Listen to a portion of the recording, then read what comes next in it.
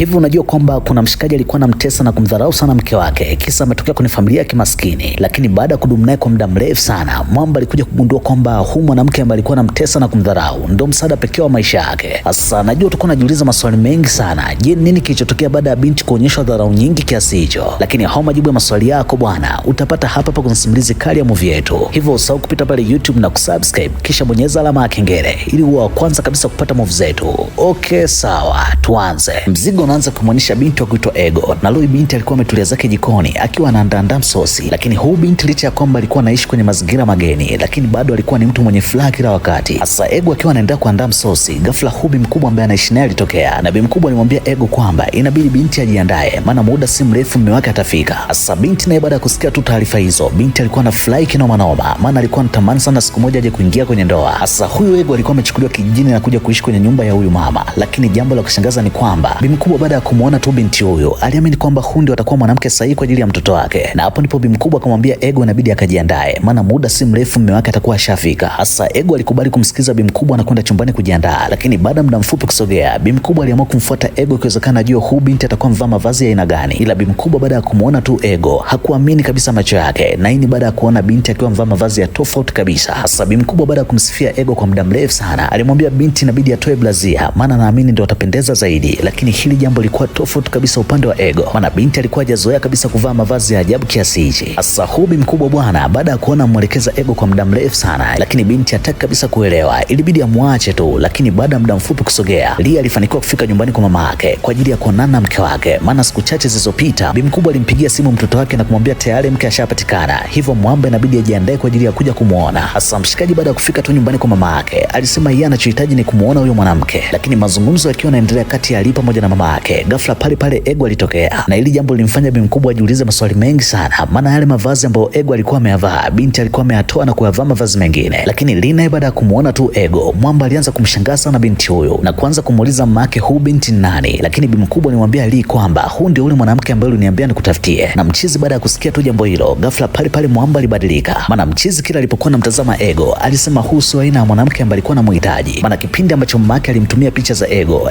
alionekana ni mwanamke mrembo sana, na Ali baada ya kuziona tu picha hizo aliamini kwamba huyu ndio atakuwa mwanamke sahihi kwenye maisha yake. Sasa bi mkubwa baada ya kuona kijana wake anazidi kupata hasira, ilibidi aanze kumsifia Ego ikiwezekana mwamba amkubalie, maana bi mkubwa alimwambia kijana wake kwamba huyu mwanamke ana akili nyingi sana, na hata ukisema uzunguke dunia nzima hauwezi kupata mwanamke mzuri kama huyu. Lakini hilo jambo lilikuwa ni gumu sana upande wa mshikaji, maana mwamba aliendelea kumkatalia kabisa mama yake na kusema huyu sio aina ya mwanamke ambaye nilikuwa namtaka. Lakini bi mkubwa baada aliendelea kumkazia sana kijana wake na kusema huyu ndio mwanamke sahihi kwenye maisha yako, na naamini endapo kufanikiwa tu kumuoa Ego basi maisha yako yatabadilika. Hasa mchizi baada ya kuona mwelekeza mama yake kwa muda mrefu sana, lakini bi mkubwa hataki kabisa kumuelewa, mwamba ilibidi avunge tu. Lakini bi mkubwa naye baada ya kuona binti amezungua, ilibidi amfuate na kuanza kumpatia vidonge vyake na kumuuliza nini kilichopelekea mpaka ukabadilisha ile gauni la mara ya kwanza, maana hizo nguo zako ulizovaa mara ya pili ndio zilizopelekea mpaka kijana wangu ashindwe kabisa kukuelewa. Hasa binti ilibidi aanze kujitetea kwa bi mkubwa na kusema yeye alishindwa kuvaa ile gauni la mara ya kwanza kwa sababu ilikuwa linambana sana, na jambo ambalo lilikuwa linamchanganya sana Ego ni pale alipoambiwa na mama yake kwamba inabidi atoe bra, maana hili jambo lilifanya binti aanze kuingiwa na uoga mwingi sana, maana hayo mambo hayajazoea kabisa. Na hapo ndipo Ego akaona ni bora tu abadilishe mavazi mengine. Hasa bi mkubwa akiwa anaendelea kuongea na Ego alishangaa sana baada ya kuona binti akiwa amejipaka makeup usoni, lakini alipomuuliza nini kilichopelekea mpaka ukajipaka makeup nyingi kiasi hicho, binti alisema huu ndio utaratibu wa nyumbani kwao na huwa wanapenda kupaka makeup nyingi kama hivi, maana wanaamini hii ndio makeup inawapendeza zaidi. Hasa Makeli baada ya kusikia tu jambo hilo aliamua kuondoka zake, maana aliamini huenda huu binti akili yake itakuwa ipo sawa. Hasa baada ya muda mfupi kusogea, Ego alifanya kitendo cha ajabu vibaya mno, maana binti baada ya kumaliza tu kupika ugali ghafla alianza kuukanda ugali kama anaandaa maandazi. Lakini Lee baada ya kushuhudia tu jambo hilo ilibidi amuulize binti nini unachofanya. Ego alisema nafanya hivi kwa sababu hii ndio njia nyepesi ya kufanya ugali uwe mlaini. Hasa hili jambo Lee alishindwa kabisa kuvumilia, na laundi mwamba aliamua kumuita mama yake, ikiwezekana bi mkubwa ashuhudie utundu wa mwanamke aliyemtafutia. Lakini bi mkubwa kwa sababu alikuwa ashamzoea binti huyu, hili jambo likumchanganya hata kidogo. Lakini bi mkubwa alimwambia Ego kwamba inabidi aandae chakula kingine kwa ajili ya kumletea mume wake, na binti naye kwa sababu alikuwa hana namna ilibidi akubali tu jambo hilo. Hasa kama ushasikia nyimbo ya Profesa Jay ambayo inamhusu Zubeda, basi Zubeda mwenyewe ndio huyu, maana huyu binti alikuwa ni mshamba vibaya mno, na tunaweza kusema huyu binti ni mshamba zaidi ya Zubeda. Lakini bi mkubwa kwa sababu alikuwa anamwamini sana binti huyu, aliamini huyu ndio mwanamke sahihi kwa ajili ya kijana wake. Hasa siku zilisonga na maisha yakaendelea kama kawaida, na bi mkubwa akiwa anaongea na Ego alimwambia binti kwamba yeye anaondoka na siku si nyingi atarudi, hivyo binti inabidi awe mwanamke bora kwa mtoto wake. Hasa binti baada ya kusikia jambo hilo kutoka kwa bi mkubwa alimwambia bi mkubwa usijali jambo lolote lile, maana naamini kila kitu kitaenda sawa. sawa. Lakini baada muda mfupi kusogea, Zubeda aliendelea na ushamba wake kama kawaida, maana Loi binti aliamua kuanika nguo kwenye makochi. Lakini Lee baada ya kushuhudia tu jambo hilo, ilibidi amuulize Zubeda nini kinachoendelea, maana mimi nimekuja na mgeni hapa ndani. Lakini jambo la kushangaza ni kwamba binti aliona hili jambo la kawaida tu, maana alimwambia mume wake kwamba nimeshindwa sehemu ya kuanika nguo hizi kwa sababu nje kulikuwa kuna mvua. Sasa mshikaji baada ya kusikia tu jambo hilo, alishindwa kabisa kumuelewa Zubeda, maana aliona huyu binti amezidi kumtilia aibu. Lakini binti naye baada ya kuona ni kama mshikaji amezidi kupata hasira, ilibidi achukue nguo hizo na kuondoka. Sasa hayo yote yakiwa yanaendelea, mshikaji wake Lee alikuwa anashuhudia kila kitu, na mchizi baada ya kumuona tu Zubeda, mwamba aliamini kweli Profesa Jay kukosea, maana huyu binti alikuwa ni mshamba vibaya mno. Lakini huku upande wa pili nyumbani kwa Michael, ambaye ni rafiki yake wa Lee, kuna binti mmoja kuitwa Joyce alikuja kumtembelea Sandra. Sasa mabinti wakiwa wanaendelea kupiga story, ghafla pale pale Michael alitokea. Lakini Michael baada ya kufika tu nyumbani hapo, mwamba alistuka sana baada ya kuona mazingira ya sebuleni machafu. Lakini hata alipomuuliza mke wake kwa nini ameamua kukaa kwenye mazingira machafu kiasi hichi, binti alisema yeye hajaona jambo lolote la ajabu. Lakini Mike kwa sababu alikuwa anajua kwamba huyu mke wake ni mbishi sana, mwamba aliamua kukaa zake kimya na kuondoka. Lakini Joyce naye baada ya kusikia kauli hiyo kutoka kwa Sandra, ilibidi aanze kumshauri rafiki yake na kusema yeye aweza karuhusu mwanaume wake anatoa maneno ya dharau kama haya. Hivyo Sandra hatakiwi kabisa kuwa mzembe, maana yeye ndio anatakiwa na sauti kumzidi mume wake. Sasa binti baada ya kusikiza ushauri kutoka kwa rafiki yake, pale pale aliondoka na kwenda chumbani kuanza kumfokea mume wake na kusema kwa nini umenizalilisha mbele ya rafiki yangu, maana sikutegemea kama ungeongea kauli chafu kiasi hichi. Sasa Michael baada ya kusikia maneno kutoka kwa mke wake, ilibidi amuulize hawa ni marafiki wa aina gani ambao wanashindwa kabisa kushauri, maana nafika hatua unashindwa kabisa kuniheshimu na unashindwa kujua kwamba mimi ni mume wako. Sasa binti baada ya kusikia maneno kutoka kwa Michael, alisema yeye hawezi kufanya kazi yoyote huko ndani, ila kama mchizi anahitaji kuona kazi kwa zinafanyika, basi inabidi atafute mfanyakazi. Na baada ya kutoa kauli hiyo, pale pale binti aliondoka. Lakini huku upande wa pili wa Zubeda, binti alikuwa anaendelea kuandaa msosi. Sasa huyu binti licha ya kwamba alikuwa ni mshamba sana, lakini alikuwa ni mnyama sana linapokuja swala kutoa madiko, maana Loi binti alikuwa anaandaa msosi special kwa ajili ya kumpelekea mume wake. Sasa binti baada ya kumaliza kupika msosi huo, alistuka sana baada ya kuona mume wake amechelewa kurudi nyumbani, na hapo ndipo binti akaamua kuchukua msosi na kumpelekea mume wake kazini. Lakini hili jambo lilikuwa ni gumu sana upande wa mshikaji, maana mshikaji baada ya kumuona tu mke wake, ghafla pale pale mwamba alianza kumfokea, na hii ni baada ya kuona mavazi ambayo binti huyo alikuwa ameyavaa, maana mchizi alisema sikutegemea kama ungevaa mavazi ya ajabu kiasi hichi. Lakini hili jambo lilikuwa tofauti kabisa upande wa Ego, maana binti alisema yeye amvaa mavazi ya kawaida tu na alikuwa amekuja hapa kwa ajili ya kumletea msosi, maana amempikia chakula kizuri vibaya mno. Lakini mchizi baada ya kuona amemwelekeza binti kwa muda mrefu sana, lakini binti hataki kabisa kumuelewa, mwamba aliamua kumfukuza na kumwambia inabidi uondoke tu na kurudi nyumbani. Na binti naye kwa sababu alikuwa hana namna, ilibidi akubali tu jambo hilo. Lakini baada muda mfupi kusogea, mwamba naye alifanikiwa kurudi nyumbani. Lakini Loi mwamba baada ya kufika tu nyumbani, alikutana na vitu vingi sana vya ajabu, na hii ni baada ya kumkuta Zubeda akiwa ameandaa kitanda kwa ajili ya mechi, maana hili jambo mshikaji alikuwa hajalifikiria kabisa. Lakini binti alianza kumfosi mume wake na kusema yeye anachohitaji ni mchezo. Sasa huyu mshikaji kwa sababu alikuwa anajua kwamba mke wake ni mshamba sana, aliamini huenda huyu binti vitu havijui kabisa. Lakini binti aliendelea kumfosi mume wake na kusema yeye anachohitaji ni mchezo. Sasa mchizi naye baada ya kuona binti amemfosi kwa muda mrefu sana, mwamba ilibidi akubali tu jambo hilo. Lakini kabla mshikaji hajafanya jambo lolote lile, ilibidi aanze kumwelekeza mke wake na kusema hii issue inahitaji maandalizi, maana endapo tukianza mchezo kwa kupalamiana hauwezi ukaenjoy kabisa. Sasa mshikaji baada ya kumwelekeza mke wake kwa muda mrefu sana, aliamini huenda mke wake atakuwa amemuelewa. Lakini jambo la kushangaza ni kwamba mwamba alipomfuata mke wake kwa ajili ya kuanza maandalizi, kwa bahati mbaya sana Zubeda alimgonga kichwa mume wake. Sasa hili jambo Zubeda aliona ni jambo la kawaida tu, maana binti alikuwa hajui jambo lolote linalohusiana na maandalizi. Lakini baada muda mfupi kusogea, binti alimfuata mshikaji na kuanza kumwomba msamaha. Lakini hili jambo kwa sababu lilimpatia hasira nyingi sana Lee, mwamba aliamua kumfukuza kabisa mke wake, na hii ni baada ya kuona kila kitu ambacho mshikaji anamwelekeza mke wake, binti hataki kabisa kumuelewa. Lakini Zubeda ilibidi aanze kumwomba msamaha mshikaji na kusema yeye hakutegemea kama hali ingekuwa mbaya kiasi hichi, hivyo anaomba sana mshikaji amsamehe na hili jambo aliwezi na kujirudia. Lakini huku upande wa pili nyumbani kwa Mike, mwamba alikuwa anaendelea kugombana sana na mke wake, maana Loi mwamba akiwa ametulia zake nyumbani, alistuka sana baada ya kuona binti amechukua gari bila kumpa taarifa. Lakini baada ya kumuuliza kwa nini umechukua gari bila kunipa taarifa, hapo ndipo ugomvi ulipoanza, maana binti alianza kumfokea sana mume wake, maana aliona ni kama mshikaji amezidi kumkazia. Hasa mshikaji alikuwa amwelekeza mke wake kwa lugha nyepesi tu, akiamini kwamba huyu binti atamuelewa. Lakini hili jambo lilikuwa ni gumu sana upande wake, maana Sandra alikuwa ni mtu mwenye hasira nyingi sana, na chochote ambacho mume wake alikuwa anamwelekeza binti alikuwa hataki kabisa kumuelewa. Lakini huku upande wa pili nyumbani kwa Lee, Loi mwamba alianza kumwelekeza vitu vingi sana mke wake na kusema anahitaji kumbadilisha kuanzia muonekano na aina ya maisha ambayo yeye anahitaji waishi. Lakini hili jambo lilikuwa gumu sana upande wa Zubeda, maana binti alisema yeye ana staili zake na anaamini haya mavazi ambayo anayavaa ndio anampendeza zaidi. Lakini hili jambo lilikuwa ni gumu sana upande wa Lee, maana mwamba baada ya kusikia tu kauli hiyo, pale pale alienda kumwandalia mavazi mengine mke wake na kumpatia avae. Lakini binti kwa sababu alikuwa hajazoea kabisa kuvaa nguo fupi, haya mavazi alifanya binti aanze kuona aibu. Lakini hili jambo lilikuwa tofauti kabisa upande wa Lee, maana mshikaji baada ya kuona mke wake amevaa tu nguo hiyo, alianza kumsifia na kusema hivi ndio inabidi wewe unavaa kila siku, maana kila kitu ambacho Lee alikuwa anakihitaji mke wake alikuwa nacho, isipokuwa ushamba wa Zubeda ndio ulifanya mshikaji aanze kumdharau mke wake, akiamini kwamba huyu binti hana hana uzuri wowote ule. Lakini leo hii binti baada ya kuvaa mavazi ambayo mshikaji alikuwa anataka, Mwamba alianza kumsifia sana mke wake na kusema naamini Mungu alimuumba huyu binti siku ya mapumziko, maana binti alikuwa na shepu, binti alikuwa na sura, binti alikuwa na kila kitu ambacho mshikaji alikuwa anakihitaji. Na mshikaji baada ya kummwagia mke wake sifa kede kede, pale pale Mwamba alimchukua mke wake na kuingia naye chumbani. Lakini siku ilipopita, Mwamba aliendelea kumjali sana mke wake, maana leo hii binti akiwa ametulia zake nyumbani, kuna makeup artist ambaye alikuwa amekuja kumpiga makeup Zubeda. Lakini binti kwa sababu alikuwa ni mshamba sana, alianza kumwambia makeup artist kwamba anahitaji amweke kidoti kwenye uso wake. Lakini huu binti baada ya kuona Zubeda ampendeza sana, alimwambia hili jambo haliwezekani kabisa, maana hii makeup ambayo nimekupaka umenoga sio kitoto. Sasa Zubeda baada ya kumaliza kupaka makeup yake usoni, ghafla pale pale Mwamba alikuja kumchukua mke wake ili amtoe out. Lakini jambo la kushangaza ni kwamba Zubeda alianza kupata wakati mgumu sana, na hii ni baada ya kuvalishwa viatu virefu, maana binti alikuwa anashindwa kabisa kupiga hatua. Lakini Mwamba ilibidi aendelee kumforce na mke wake na kusema binti inabidi awe mvumilivu tu, maana muda si mrefu anafika wanakoenda. Lakini hili jambo lilikuwa ni gumu sana upande wa Zubeda, maana binti baada ya kuona kila akizungumza na mshikaji wake Mwamba hataki kabisa kumuelewa, aliamua kutoa wigi pamoja na viatu. Na mshikaji baada ya kushuhudia tu jambo hilo, mchizi alipata hasira na kuamua kumtelekeza mke wake, na mwisho wa siku Mwamba akaondoka. Lakini baada ya muda mfupi kusogea, binti alirudi nyumbani na kuanza kumwomba msamaha mume wake. Lakini hili jambo mshikaji alikataa kabisa na kusema kutegemea kama binti atakuja kumdhalilisha kiasi hichi, maana tayari ashatoa pesa nyingi sana kwa ajili ya kumbadilisha mke wake. Lakini binti kwa sababu ushamba ulikuwa umemzidia, aliona huu kwake ni kama mzigo, na mshikaji baada ya kuongea na binti huyu kwa muda mrefu sana, aliamua kumfukuza na kusema inabidi binti aondoke tu mbele yake, maana anazidi kumpa hasira. Na Zubeda naye kwa sababu alikuwa hana namna, binti ilibidi akubali tu kumsikiza mume wake. Lakini huku upande wa pili nyumbani kwa Mike, Mwamba pamoja na mke wake walikuwa wanaendelea kugombana kila wakati, na sababu zilizopelekea mpaka Mike akawa anagombana sana na mke wake ni kwamba mke wake alikuwa anataka kila kitu ambacho atakuwa anazungumza basi lazima mshikaji wao anasikiliza na anafanya kila kitu ambacho binti anakuwa anakihitaji. Lakini hili jambo lilikuwa ni ngumu sana upande wa Mike, maana Mwamba alisema yeye hawezi kukubali jambo la ajabu kama hilo. Lakini hata huku nyumbani kwa Lee, ghafla mambo yalibadilika, na hii ni baada ya kuona kila kitu ambacho mshikaji anamwelekeza mke wake, binti anashindwa kabisa kumuelewa, na hapo ndipo mshikaji akafanya maamuzi ya kumfukuza Zubeda, maana aliona huu binti ushamba umezidi. Sasa kabla Mwamba hajamruhusu binti aondoke, ghafla aliamua kumpigia simu mama yake na kusema yeye kutegemea kama huyu mwanamke atakuwa ni mshamba kiasi hichi, maana kila kitu ambacho mshikaji anamwelekeza binti hataki kabisa kumuelewa, hivyo ameona ni bora amfukuze tu endelee kuishi peke yake. Sasa bi mkubwa naye baada ya kusikia kauli hiyo kutoka kwa kijana wake, ilibidi aanze kumsisitiza sana Lee kwamba huu binti hutakiwi kabisa kumfukuza, maana mimi naamini huu mwanamke atakuwa ni mwanamke sahihi kwenye maisha yako, cha msingi ni kumvumilia tu na naamini kila kitu kitakuwa sawa. Hasa mshikaji baada ya kusikia mama yake akiwa anaongea huko analia, aliamua kufanya maamuzi ya kumrudisha Zubeda nyumbani. Lakini Lee aliendelea kumwambia Zubeda kwamba yeye anachohitaji ni kuona huu binti anaondoka, na endapo akiona binti anashindwa kufanya vitu ambavyo mshikaji anavyohitaji, basi yupo tayari kumchukua binti na kumrudisha nyumbani. Lakini hili jambo lilikuwa ni gumu sana upande wa Zubeda, maana binti alianza kumsisitiza sana mshikaji na kusema yeye hawezi kwenda sehemu yoyote ile, na kama kuna chochote ambacho atakuwa amekosea basi anaomba msamaha na maisha yaendelee kama kawaida. Hasa Mwamba baada ya kusikia maneno kutoka kwa binti huyo, aliamini kwamba huu binti huenda Laundi atakubali kubadilika, na hapo ndipo mshikaji akafanya maamuzi ya kumsamehe Zubeda ili maisha yaendelee kama kawaida. Hasa Mwamba baada ya kukubali kumsamehe mke wake, aliondoka na kwenda kuzungumza na Mike na kumsimulia kila kitu kilichokuwa kinaendelea kati yake yeye pamoja na mke wake, na kusema ni kweli nilimfukuza mke wangu siku chache zilizopita, na hii ni baada ya kuona binti amezidi kuwa mshamba. Lakini hili jambo lilikuwa tofauti kabisa upande wa Mike, maana Mike baada ya kusikia tu jambo hilo, alimwambia mshikaji wake kwamba yule ni mwanamke sahihi sana kwako na ukutakiwa kabisa kufanya jambo la ajabu kama hilo, maana mimi naamini yule mwanamke ukiwa unamwelekeza vitu vingi mara kwa mara, naamini kuna siku moja atakuja kubadilika. Hasa mshikaji ilibidi akubali tu kusikiliza ushauri wa rafiki yake. Hasa Mike baada ya kumaliza kuongea na mshikaji wake, Mwamba aliamua kwenda kumfuata mke wake chumbani, maana binti tangu asubuhi hajaamka na ajui mume wake atakula nini. Hasa Mike baada ya kuona hii tabia inazidi kujirudia, Mwamba ilibidi amfuate rafiki yake ikiwezekana ampe ushauri na kusema yeye anashindwa kabisa kumuelewa mke wake, maana zaidi ya siku 3 mfululizo binti anaamka muda ambao yeye anajisikia. Lakini Lee naye baada ya kusikia tu jambo hilo, ilibidi aanze kumshauri mshikaji wake na kusema utakiwa kufanya maamuzi ya kumfukuza mkeo, cha msingi ni kukaa naye chini ikiwezekana mzungumze, maana mimi naamini atabadilika tu. Hasa mazungumzo yakiwa yanaendelea kati ya Mike pamoja na Lee, Lee aliamua kumkaribisha Mike nyumbani kwake na kusema kesho ni birthday ya mke wangu, hivyo nahitaji sana uje nyumbani kwangu ikiwezekana ujifunze mabadiliko kutoka kwa shemeji yako. Na Mike baada ya kusikia tu jambo hilo, Mwamba alikubali kwenda nyumbani kwa Lee, lakini Laundi Mike hakuja peke yake, alikuja yeye pamoja na mke wake. Sasa Zubeda licha ya kwamba alikuwa ni mshamba sana, ila alikuwa ni mnoma sana kwenye masuala ya msosi, maana Loi binti baada ya kuona wageni wamfika nyumbani kwake, aliamua kuandalia msosi na kuondoka. Hasa washikaji wakiwa wanajiandaa kwa ajili ya kula msosi, ghafla Sandra alianza kumfokea mume wake, na hii ni baada ya kuona mume wake amenawa maji kabla yake, na binti alianza kumfokea sana mume wake na kusema yeye hawezi kunawa maji ambayo tayari yashatumika. Hasa Mike naye baada ya kusikia tu jambo hilo, Mwamba alianza kumfokea sana mke wake na kusema yeye anachojua kwamba jikoni sio mbali, hivyo binti anaweza kwenda kuchukua maji mengine na anawe. Lakini hili jambo lilikuwa ni ngumu sana upande wa Sandra, maana binti baada ya kuambiwa tu kauli hiyo, binti alipata hasira na mwisho wa siku akaondoka. Hasa Lee baada ya kushuhudia tu jambo hilo, Mwamba hakuamini kabisa mateso ambayo mshikaji wake anayapitia, na hapo ndipo Lee akamwambia mshikaji wake kwamba kama huyu ndio mke wako ambaye anakufanyia vituko kiasi hichi, basi wewe mshikaji wangu ni mwamba, maana mimi nisingeweza kuvumilia kabisa. Lakini Mike alisema haya ndio mateso ambayo anayapitia kwenye ndoa yake na anashindwa kujua nini afanye ili mke wake arudi kwenye mstari. Sasa baada ya mazungumzo hayo kuisha, washikaji waliamua kukaa chini ukiwezekana waone namna gani wanaweza kumrudisha Sandra, maana binti tangu aondoke masaa machache aliyopita hajulikani ameenda wapi. Lakini baada ya kumpigia simu ili wajue ni wapi alipo, binti alisema yeye ameondoka na hawezi tena kurudi. Na baada ya kutoa tu kauli hiyo, pale pale binti alikata simu. Sasa Ali baada ya kushuhudia mateso ambayo mshikaji wake anayapitia, alienda kumshauri na kusema wewe mwanangu, nalo ngumu sana, maana kwa hayo yote ambayo anayapitia mimi nisingeweza kabisa kuvumilia. Sasa Ali baada ya kushuhudia mateso ambayo washikaji zake wanayapitia, mwamba alianza kumpenda sana mke wake na kuanza kumsifia kila wakati. Na hii ni baada ya kuona Zubeda anazidi kubadilika siku baada ya siku, maana chochote ambacho mshikaji alikuwa anamwelekeza mke wake, binti alikuwa anakubali kusikiliza na alikuwa anafanya kila kitu ambacho mshikaji anakihitaji. Na siku zilipozidi kusogea, penzi lizidi kukolea kati ya Igo pamoja na Lee, na mchizi alienda kumfundisha binti vitu vingi sana ambavyo alikuwa anashindwa kabisa kuvifanya miaka ya nyuma. Na Igo baada ya kuona kila kitu mume wake ambacho alikuwa anakihitaji anaweza kufanya, aliamua kumfanyia surprise mume wake, maana binti aliweza kutembea na viatu virefu na alianza kuvaa zile nguo ambazo mshikaji alikuwa anazihitaji. Lakini siku ilipopita, Mike alikuja kumtembelea rafiki yake nyumbani, lakini jambo lilomchanganya zaidi Mike ni pale alipoona maisha ya shemeji yake yamebadilika. Maana Mike hakuamini kabisa kwamba huyu ndio mwanamke ambaye alikuwa hajui kupika, hajui kufua, hajui kufanya kazi yoyote ile. Lakini leo binti alivyobadilika, mwamba hakuamini kabisa macho yake. Na hapo ndipo Mike akampatia mtihani mshikaji wake na kusema inabidi aongee na bi mkubwa, ikiwezekana amtafutie hata mwanamke kutoka Njilinji basi, maana anaamini ataweza kumbadilisha. Hasa baada ya mazungumzo hayo, Mike aliondoka na kuanza kurudi zake nyumbani. Lakini baada ya kufika tu nyumbani, mchizi alistuka sana baada ya kuona Sandra amerudi. Lakini binti baada ya kumuona tu mume wake, kama kawaida alienda kumfokea mshikaji na kusema sikutegemea kama unaweza kunikalia kimya kwa zaidi ya wiki mbili. Lakini laundi mambo yalikuwa tofauti kabisa upande wa Mike, maana mshikaji baada ya kumuona tu binti huyo, mchizi aliamua kumfukuza na kusema inabidi uondoke nyumbani kwangu, maana wewe sio mwanamke ambaye namuhitaji. Sasa binti baada ya kusikia tu maneno hayo hakuamini kabisa macho yake, lakini Mike alienda kumkazia sana Sandra na kusema binti inabidi aondoke. Sasa huku upande wa pili, Mike akiwa ametulia zake na mke wake, mwamba alienda kumsifia mke wake kila siku, maana mchizi aliona hii ni kama ndoto na hakutegemea kama mke wake atakuja kubadilika kiasi hichi. Na mchizi alimwambia mke wake kwamba atampenda leo, atampenda kesho, atampenda milele, maana huyu ndio mwanamke pekee wa maisha yake. Sasa bwana,